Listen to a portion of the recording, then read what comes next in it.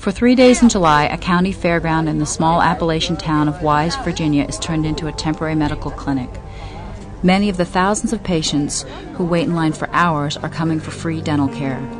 This year, dentists pulled more than 3,800 painfully decayed teeth and filled more than 1,600 cavities.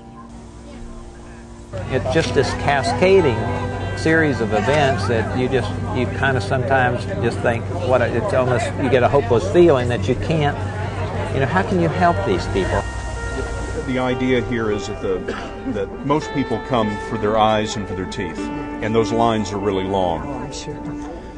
The medical doctors don't have such a long line, so we're letting people come in who only want to have medical done. But if you're doing everything, we need to wait for your number. I mean, it's not just the tooth.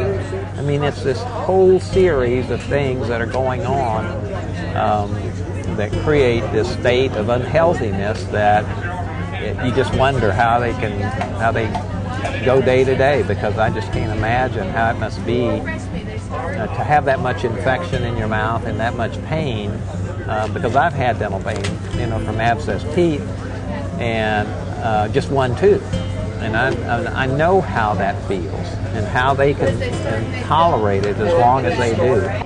Decay process increases as the dental disease increases. Consequently, the choices they're making are going to take them even further down that path. It builds on itself. You're not going to start buying better nutritional foods as your teeth get worse. The tendency is you're going to buy things that really are not only going to hurt your teeth more, they're going to hurt your health more. We see it in increased weight. You see obesity. We see higher rates of diabetes, cardiovascular. We see hypertension, and higher rates than we would normally see. Patients are so sweet, very wonderful. I'm trying to hold back my tears. Sometimes they're just, you look at them. I saw a 32-year-old lady yesterday who had no teeth. They're all gone, and it's heartbreaking because it's not that they don't want to take care of their teeth. Sometimes it's a lack of education. Sometimes it's a lack of health care. And people wait here. They camp out for nights. They just set up tents. Some people just sleep on the streets, and in between cards, they sleep in sleeping bags for night after night after night just to come here and get their teeth pulled. If you look at them in line, I mean, it's like there's this element of hope that's missing in their face and how they look. And the young lady that I saw today that get the rest of her teeth out, and she said, and I'm not going to have to pay for that? And I said, no. I mean, I said, that's what we're here for. It's not going to cost you. And she just started crying. I mean, she couldn't imagine that, that there would be people that would do that. Well, when you make about $250 a week, you can't afford to pay a dentist $250 to pull your tooth. I pull my front ones myself and a pair of pliers. When did you do that? Over the past 2 years. Did it help? A lot. It's different not having them when you're used to them, but you work them loose enough to where you think you can pull them, and then you just hope the pliers don't slip. They come in with swelling and just bleeding and and living in this pain that few of us would tolerate for even a minute. And yet they just are very stoic about it, and it's almost like it's become part of their life.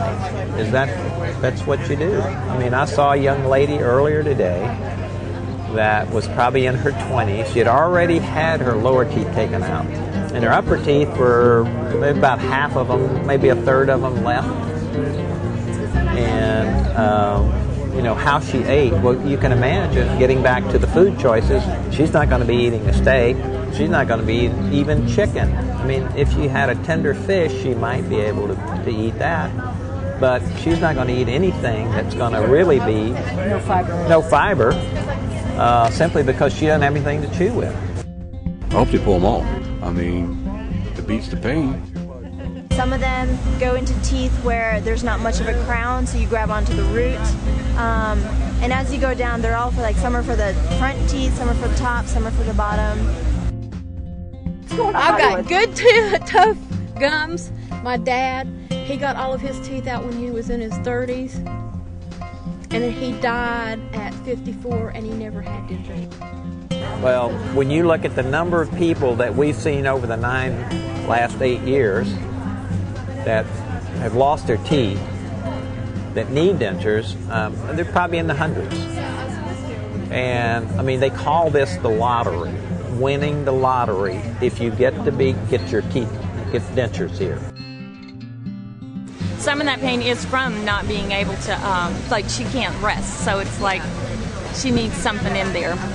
What happens to your jaw when you don't have teeth, even if you lose a tooth, is the bone level actually shrinks. So that's what happens is, and then over time, your jaw collapses, like your nose is closer to your chin. You will be amazed at what a difference it makes in their life.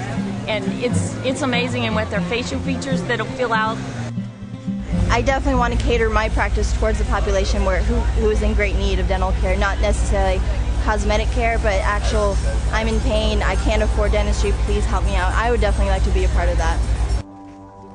I mean, this project can't be the answer, but maybe this project can be, you know, a catalyst for people to come together and sit down and have a conversation about how can we help each other, what can we do to bring care to the people that really need it, but they can't afford it. I mean, you become emotionally involved in the community because, I mean, these are not, I mean, it's just not a hole in the tooth. I mean, there is a person attached to that tooth, and I mean, it breaks your heart. I mean, every time.